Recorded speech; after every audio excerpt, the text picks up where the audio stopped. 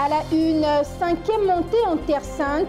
Les pèlerins pour Tel Aviv embarquent dès le 14 août prochain. Une rencontre préparative vient de se tenir dans les locaux de King Voyage et Béni TV.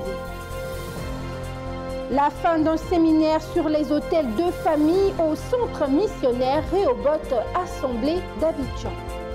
Enfin, nous irons à l'église Faveur Divine de Yopougon pour la veillée de prière qui s'y est déroulée. Voilà pour le sommaire. Mesdames et messieurs, fidèles téléspectateurs de Béni TV, bienvenue à cette énième édition de l'actualité sur Béni TV. Débutons cette édition par les préparatifs de la prochaine montée en Terre Sainte à l'initiative de King Voyage et Béni TV. Les candidats au prochain pèlerinage en Israël se sont retrouvés samedi dernier pour une réunion technique d'information et d'orientation relative à la prochaine montée. La 5e depuis le début de l'année 2022. Les intéressés ont donc reçu leur fiche médicale avant de déposer leurs documents de voyage. Autre chose à présent, la fin de 3 jours de séminaire sur les hôtels de famille au centre missionnaire Rehoboth Assemblée d'Abidjan. Les détails de ce programme avec le commentaire de Jean Alui. Dépouiller les pouvoirs des hôtels sataniques, c'est le thème central de ce séminaire au centre missionnaire Rehoboth, Assemblée d'Abidjan, situé à la 8e tranche dans la commune de Cocody. Ce dimanche marquait l'apothéose de ce programme tenu sur 3 jours. Apôtre et Meka David a été l'instrument du Seigneur Jésus-Christ pour enseigner son peuple en sa qualité d'orateur invité. Il dit, j'ai vu au milieu d'eux une étoile. J'ai vu, mais pas maintenant. J'ai vu de loin une étoile qui a émergé au milieu de ce peuple. Et cette étoile écrasera gloire. Il parlait de qui? Il parlait de Jésus. Mais beaucoup ne sont pas spirituellement forts pour amener les combats contre ces forces qui viennent à cause de la prophétie. Il y en a qui sont morts à cause de la prophétie. Il y en a qui sont morts avant le temps à cause de la prophétie. Est-ce que Dieu me suit? Parce que quand les prophéties ont suscité des combats, ils n'ont pas pu. Un seul mot d'ordre au thème de ces enseignements, celui de combattre véritablement contre ces puissances des ténèbres qui fragilisent malheureusement des vies dans l'insouciance totale. Nous avons été richement bénis, enrichis au cours de ce séminaire qui nous a instruits sur la fondation des hôtels, tout le sens des hôtels et des liens généalogiques de nos familles qui nous rattachent et qui nous limitent dans certains domaines. Malgré le fait que nous soyons déjà convertis, nous soyons en Christ, les hôtels qu'ont bâtis nos parents, nos aïeux agissent encore dans nos vies. Et si nous ne traitons pas cette histoire d'hôtel satanique, des réclamations et des choses seront bloquées dans notre vie chrétienne. Nous n'aurons pas un épanouissement spirituel et nous allons aller, mais à un moment donné, nous allons voir que les choses seront bloquées. Et l'homme de Dieu a dit que le diable s'appuie aussi sur ces alliances tissées au cours des hôtels là pour nous atteindre. Objectif atteint pour l'initiatrice de cet événement, pasteur Santa Rosalie. Nous savons que quelqu'un est lié par un hôtel de famille. Et pour aller affronter les hôtels de famille, hôtel contre hôtel, il a fallu que nous, on se lève et qu'on soit nous-mêmes affermés, que nos hôtels soient bâtis forts pour que nous puissions avoir la force d'aller vers ceux que nous voulons arracher du royaume de Satan. Voilà les raisons pour lesquelles nous avons fait ce séminaire. Les fidèles sont venus nombreux. En semaine, ce n'était pas facile, mais chacun était là. Je pense que l'objectif est atteint. Le centre missionnaire Rehoboth, dont le siège se trouve au Congo-Brazzaville, est fondé par l'apôtre Jamais Deke. Le ministère de la Grâce et de la Délivrance a abrité ce dimanche le grand culte d'action de grâce à l'Éternel pour tous ses bienfaits. La prière a été dite sous la conduite du bishop Kouman Odette qui en est la fondatrice. Regardez. Autrefois, des différents programmes ont été effectués, mais pour cette journée dédiée à la gloire de l'Éternel, le ministère international de la grâce et de la délivrance situé à André-Château, fondé et dirigé par le bishop Kouman Odette. Danse et louange étaient au rendez-vous les 100 personnes différentes. Le peuple de Dieu a pris d'assaut le temple pour des prestations.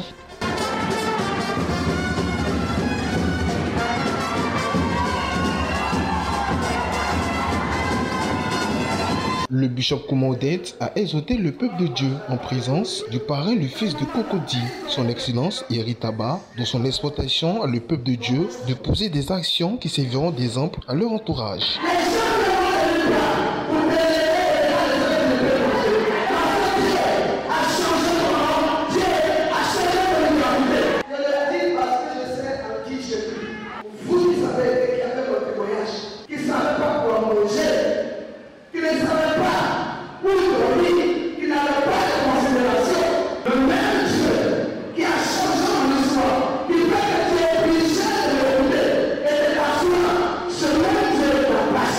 Cette journée dédiée aux hommes et aux femmes de la MIDG fut remplie de spiritualité et d'émotion, car son excellence Yeritaba, parrain de cette journée, accompagné de son staff, sont venus les mains chargées de présents. Précisons que cette journée fut dédiée à la gloire de Dieu dans le but de magnifier notre Créateur. Je suis vraiment content de ce qui se passe ici. Cette dame vraiment merveilleuse qui a un cœur de Dieu. Alors je pense que c'est un appel du Seigneur. On dit souvent que le Seigneur, pour rendre des services ou bien pour donner quelque chose à quelqu'un, passe par quelqu'un d'autre. Et puis avec ma maman Kouma, ça fait déjà un moment on se pratique et j'ai appris à l'aimer. Et comme elle partage beaucoup, je lui ai dit maman, je viens partager avec toi. Le bishop Kouma Odette, femme au grand cœur, qui ne se laisse jamais de mettre la joie dans le cœur de ses enfants, a honoré ce jour le parrain son excellence Yeritaba par des mots de reconnaissance. Aujourd'hui, une fois de plus encore, Dieu s'est glorifié. On a pu voir la joie et la paix dans le visage avec les femmes. Elles ont exprimé leur joie et ça m'a vraiment motivé et m'a mené à voir à quel point quand quelqu'un est heureux, nous aussi nous pouvons être heureux. Le ministère international de la grâce et de la délivrance, situé à Ancré-Château, dirigé par le bishop Kouma Odette, fut très heureux pour cette organisation.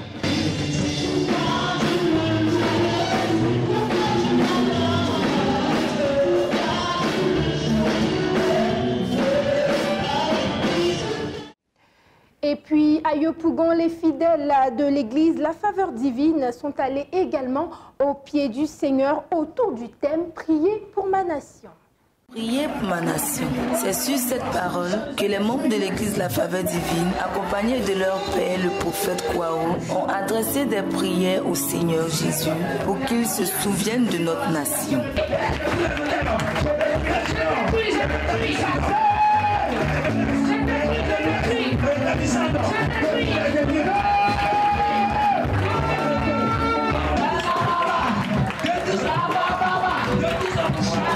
Nous avons assisté à une louange hautement spirituelle permettant aux frères et sœurs de sortir des pas de danse à la gloire du Seigneur.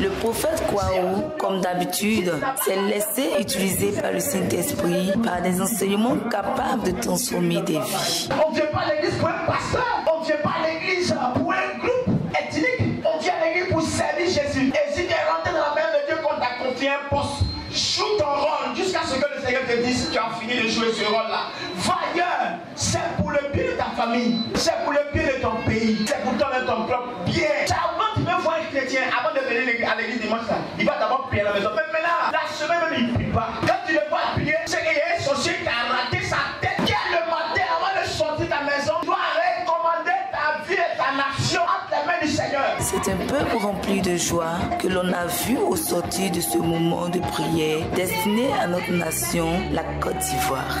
Le sentiment qui m'a allé ce matin, je dis merci à Dieu pour le culte vraiment qui a été extraordinaire. Et Dieu s'est manifesté vraiment. Je dis merci à Dieu. Je bénis le Seigneur pour la vie du prophète parce qu'au travers de sa vie, Dieu fait beaucoup de choses dans nos vies. Et au travers de sa vie, nous voyons vraiment la main puissante de Dieu qui agit, qui nous délivre de la main de nos oppresseurs. Un prophète n'est pas seulement celui qui annonce que des malheurs, mais aussi des temps de bonheur. Donc depuis l'année passée, le Seigneur nous a mis à cœur de prier surtout pour notre nation, pour la paix. Alors si Dieu parle de paix, c'est que quelque part ça va pas. Donc raison pour laquelle nous nous sommes réunis, prier en faveur de la Côte d'Ivoire. Nous prions pour nos autorités, afin que Dieu leur donne la sagesse, car nous savons que c'est pas facile de diriger une nation. L'église La Faveur Divine, dirigée par le prophète Kwao et ses collaborateurs, se veut un canal puissant et idéal pour le salut des âmes.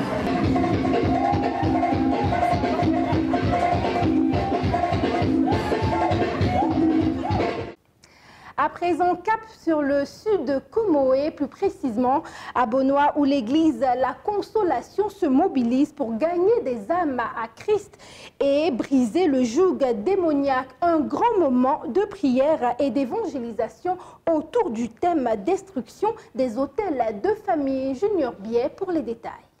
Destruction des hôtels de famille. C'est sur ce thème que s'est tenue cette veillée de prière d'évangélisation organisée par l'église La Consolation, dont le prophète Moshe Montagne est le fondateur. Le Seigneur vraiment a fait de grandes choses. Il a donné des paroles et il a agi de façon concrète dans la vie des différentes familles qui étaient là. Et je pense que nous aurons des témoignages.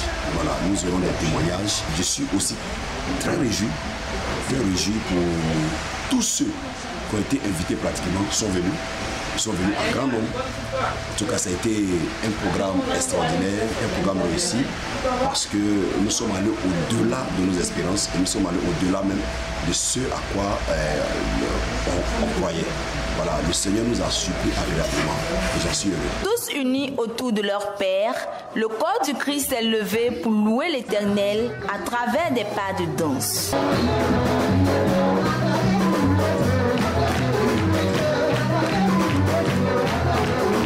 Cette veillée prophétique a réuni plusieurs participants venus de divers horizons, occasion pour le prophète Moshe et son fils spirituel, le prophète Josué, d'instruire et d'enseigner le corps du Christ. Mais le but premier pour lequel Dieu nous choisit au milieu de la famille, c'est pour que nous puissions être une porte pour la famille, nous puissions être un élément de délivrance pour cette famille. Amen.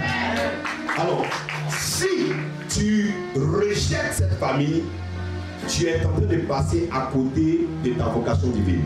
Ce moment fut marqué par des révélations claires et précises. Dieu s'est pleinement manifesté à travers le prophète Moshe. Tu sais ce qui réjouit, hein? Je vois comme si on vous empêche de sortir. Vous êtes comme dans une cour, mais qui est comme la représentation d'une prison spirituelle où on vous empêche de sortir. Et chaque fois que quelqu'un vient à la porte, il y a comme un geôlier qui les freine et retourne. C'est ce qui explique la limitation, quels que soient les efforts que vous faites. C'est un peuple rempli de joie que l'on a vu à la sortie de ce programme. Je donne de la gloire à Dieu parce que c'était une réussite. On a prié et Dieu nous a répondu. Beaucoup d'hommes sont venus à la veille. Et je crois que tous ceux qui sont venus, Dieu a fait du bien. Bien, ben, cette veillée vraiment m'a épaté. Ça a été une bonne veillée. Et j'ai été invité par M. Bou. Sincèrement, je suis satisfait de cette veillée. L'église Centre de la Consolation, dirigée par le prophète Moshe Montagne, se veut un canal idéal pour le salut du corps du Christ. Le Dieu que nous servons ici au Centre de la Consolation. Parlons à présent du culte de combat sanctionnant un programme de 21 jours de jeûne à la mission pour Christ de Ndotré dans la commune d'Abobo. Un culte dirigé par l'évangéliste Eugène Kwadio, dit Papa Koviessou. Les détails avec Eugène Kwadio. 21 jours d'intense prière autour du thème « Comment sortir de la malédiction ancestrale ?» Les participants se sont privés d'eau et de la nourriture dans l'édification spirituelle où Papa Koviessou a enseigné sur le lien des sangs. Nous ne pouvons pas acheter la bénédiction, mais nous pouvons obtenir la bénédiction lorsque nous sommes dans la volonté de Dieu. Donc il faut d'abord briser tout ce qui est lien et comme ça tu peux rentrer dans ta grâce.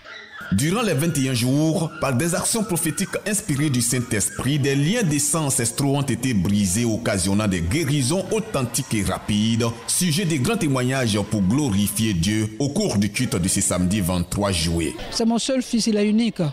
Bon, il a eu le zona. Il a eu la maladie, il ne se sentait pas bien. Et puis, on l'a envoyé à l'hôpital, c'est là-bas, ils ont découvert qu'il a le zona. Ils ont versé comme si c'était des braises qu'ils ont mis sur son dos. Il a fait 5 jours dans le zona. Et je l'ai envoyé chez papa ici. En 4 jours, le zona a disparu de son dos. Il a dit bien 4 jours, le zona a disparu. Non, mais aujourd'hui, je vais très bien. En tout cas, ça va. Ça va très très bien. Il me sent en forme même. Mais actuellement, il demande à rentrer à la maison, c'est tout. Je crois que si j'envoie ma soeur à l'église, si l'homme de Dieu prie pour lui, elle va se retrouver. C'est pourquoi j'ai eu la foi, je suis partie la prendre pour venir. J'étais mariée, j'ai fait 2 ans. J'ai fait une maladie 2 ans. J'ai fait médicaments quand ça ne va pas. Quelle maladie? Ceinture. Il y avait plein. Ma mère était onflée comme ça, mes doigts là, il ne peut pas redresser comme ça, tout. Maintenant, quand le monsieur a prié pour m'a donné l'eau, il m'a dit de laver là. La nuit encore, il a dormi bien. Plaie là, tout est parti. Ça reste cicatrice là. Maintenant, il dort bien. Ici, à l'aise, maintenant, il danse bien. Ces témoignages confirment l'atteinte des objectifs de cette 2e édition des 21 jours de jeûne et prière. Toute chose qui réjouit le fondateur de la Mission pour Christ, l'évangéliste Eugène Kouadio dit Papa Koviesu, qui a passé ce temps en compagnie des fidèles au siège dans le temple de la Mission pour Christ à Abobo-Ndotré. J'ai passé tous ces 21 jours avec le peuple de Dieu. J'ai envoyé ma moustiquaire, mon matelas. J'étais au milieu du peuple de Dieu. On était vraiment nombreux. Ils sont venus. Et je bénis encore Dieu parce qu'il y a eu des miracles, des miracles, des miracles. Je rends gloire à Dieu. Le culte de ce samedi 23 juillet a refermé les portes de ce moment de prière. Un culte, dit culte de combat final qui a enregistré des centaines de participants. Sous la conduite de Papa Koviesu, le combat final a vu la victoire des fidèles. Plusieurs âmes ont été délivrées dans ce combat, rendant ainsi la gloire au Dieu vivant des cieux. L'actualité se poursuit, la reconnaissance du grand roi et honneur à sa servante, la prophétesse Kwame Marie, fondatrice de la mission évangélique de Bethléem, un centre d'hospitalisation spirituelle situé à Bingerville, à l'est d'Abidjan. Une démarche des fidèles de cette communauté, nous dit Eugène Kouadio. La mission évangélique Bethléem est un centre d'hospitalisation spirituelle à Bingerville. Ce camp de prière est un lieu de manifestation de la puissance de Dieu par des guérisons miraculeuses qui suivent les prières de sa fondatrice Kwame Marie, appelée communément Maman Marie, qui exerce en qualité de prophétesse. Il reçoit les malades, les fous, ceux qui ont épilepsie. Voilà le ministère que Dieu m'a donné pour les gens et puis il reçoit guérison.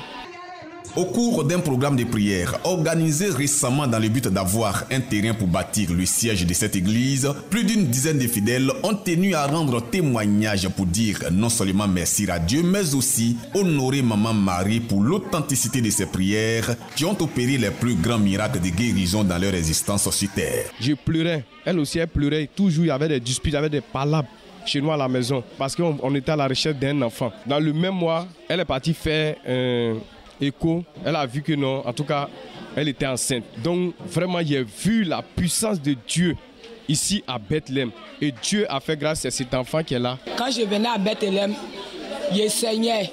Et quand je suis arrivé à Bethléem, la maman m'a dit, elle a peur du cœur. Et elle m'a donné 3 jours. Jusqu'à les 3e jours vont arriver, je saignais, le sang a arrêté de couler en moi. Je ne pouvais pas soulever mes bras ni mes pieds.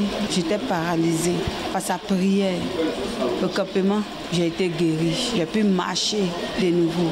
Parmi ces témoignages, plusieurs sont des guérisons de maladies. Cependant, d'autres sont des situations de prison spirituelle, comme le cas de ces ressortissants togolais. J'ai fait un programme d'aller au village, d'aller tuer ceux qui ont tué mes parents où je vis. Donc moi-même, je ne crois pas même pas à Dieu même, peu même. Je ne crois pas à Dieu même. Mais Dieu est fort. Je vais dire Dieu est fort. Jusqu'à l'année va finir, le programme que moi-même j'ai fait, j'ai oublié ça. Moi-même, je me suis mis à genoux. Je n'ai jamais prié. Je ne crois pas à Dieu, je n'ai jamais prié. Je me suis mis à genoux, j'ai commencé à prier. Je pleure, je pleure, je pleure. Ma femme est partie à la veille, elle est venue. J'ai dit, je vais partir à l'église. L'un des plus beaux et grands témoignages aujourd'hui est le sujet principal au centre du programme de prière initié par la prophétesse. Dieu a permis l'acquisition d'un terrain en pleine ville de Benjaville. Toutes les conditions financières et administratives sont déjà remplies. Le cap est désormais mis sur la construction du siège de cette église. Cap sur la région du Gontougo où les meilleurs élèves du Zanzan ont été distingués. Le compte-rendu avec Anissé Kouadio. Nous sommes à la 9e édition de la fête du mérite et de l'excellence, organisée par le conseil régional du Gontougo, qui veut investir dans le capital humain pour le développement de la région. Notre volonté d'appeler tous les élèves fréquentant les établissements scolaires implantés sur le territoire de la région à épouser les principes de l'excellence qui commandent l'effort dans le travail et l'abandon des habitudes de rétrograde de la tricherie. Ils sont 70 élèves en tout, du primaire, des lycées et collèges, de l'enseignement général, technique et professionnel qui ont été distingués, recevront un diplôme d'honneur, des fournitures scolaires et une enveloppe, le tout estimé à 50 000 francs, qu'ils reçoivent sous le regard de leurs parents. Je vous dis merci de tout cœur à Monsieur le Président du Conseil régional pour ce grand et louable acte qu'il vient de poser à notre endroit. Je voudrais, Monsieur le Président, vous exprimer notre joie et vous traduire notre infinie gratitude de nous honorer ce jour. Ça me va droit au cœur et je suis vraiment très fière de ce que j'ai pu accomplir et cela m'incite à continuer dans cette voie. Ce prix du conseil régional est un cadeau très précieux pour moi. Ça montre que quand on travaille, ils sont vraiment là pour nous récompenser. Pour nous, chefs d'établissement, c'est une aubaine pour encore continuer le travail que nous abattons au niveau du système éducatif pour stimuler nos enfants au travail. Nous disons encore une fois merci à toute cette belle initiative du conseil régional. Cette fête du mérite et de l'excellence a été l'occasion pour le conseil régional du Gontougo de distinguer M. Yeboah Jean Valjean, enseignant, après 40 ans de service, va à la retraite. Depuis 40 ans que je travaille, c'est la décoration que je reçois. J'ai même des élèves qui sont aujourd'hui ministres dans l'actuel gouvernement. Et c'est là le diplôme de l'enseignant. Les enfants qu'ils forment et qui vous sont reconnaissants. Tout le conseil régional, merci. La journaliste écrivaine originaire de la région Onzata Ouattara, auteur de plusieurs livres dont certains figurent au programme de l'éducation nationale, était l'invitée spéciale. Elle a profité pour dédicacer ses œuvres littéraires fort appréciées du public et de la famille éducative. Vraiment noble parce que c'est une saine émulation que le conseil régional crée au niveau des différents établissements du Gontougo de la région et donc à coup sûr quand on sort de là on se sent privilégié. Et on a envie de se battre pour aller plus loin. Et même pour ceux qui n'ont pas reçu de prix cette année, c'est sûr que ceux-là vont se battre pour pouvoir être au niveau de ceux qui ont été récipiendaires aujourd'hui. C'est en cela qu'il faut saluer cette initiative du conseil régional. Notons que le conseil régional a construit plus de 298 salles de classe, 19 logements de maîtres, 8 bâtiments administratifs scolaires, a construit 6 collèges de proximité. Et à la rentrée prochaine, c'est 3 autres collèges qui vont ouvrir leurs portes. 5893 tables bancs qui ont été distribués, le tout estimé à plus de 3,3 milliards de francs CFA. Terminons par ce dossier que nous propose Anissé Kouadio sur les chantres chrétiens. Ont-ils le droit de vivre de leur art? Doivent-ils être rémunérés? Suivons ensemble ce dossier.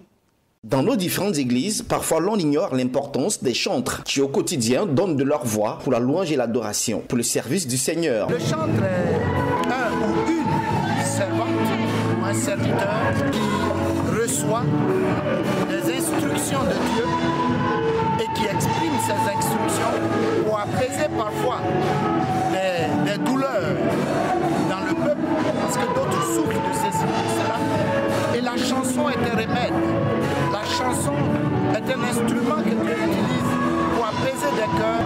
Nous voyons le ministère de chant comme tout autre ministère. Les chantres ont une place assez capitale dans l'église. La Bible pouvait dire que Dieu siège dans la louange et l'adoration. Ils apportent soulagement, ils apportent la gaieté, la joie.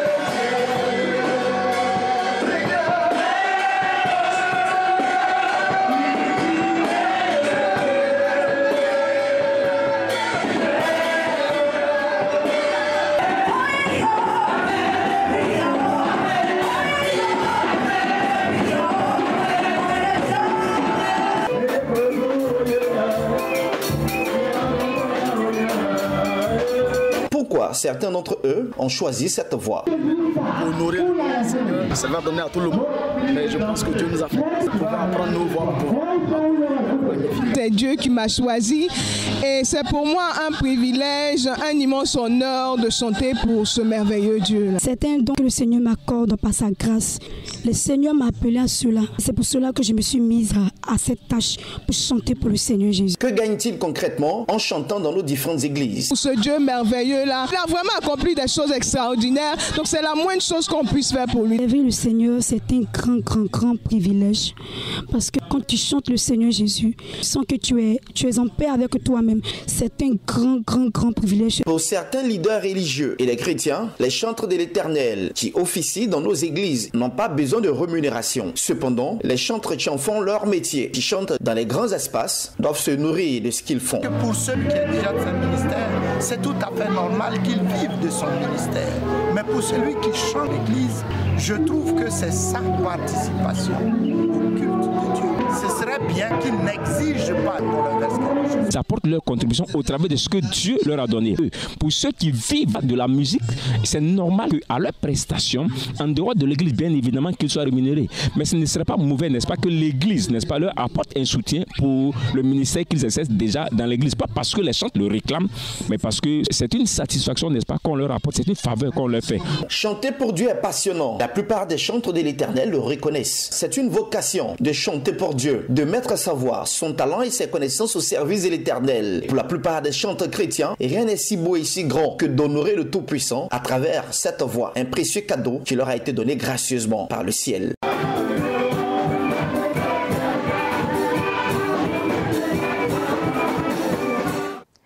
C'est donc sur ce dossier concernant les chantres de l'Éternel que ce journal referme ses portes. Il a été préparé par l'ensemble de la rédaction, réalisé par Armel Atsin, Astrid Atienio et Paul Coré-Coré. Merci de votre fidélité, que Dieu vous bénisse. Au revoir.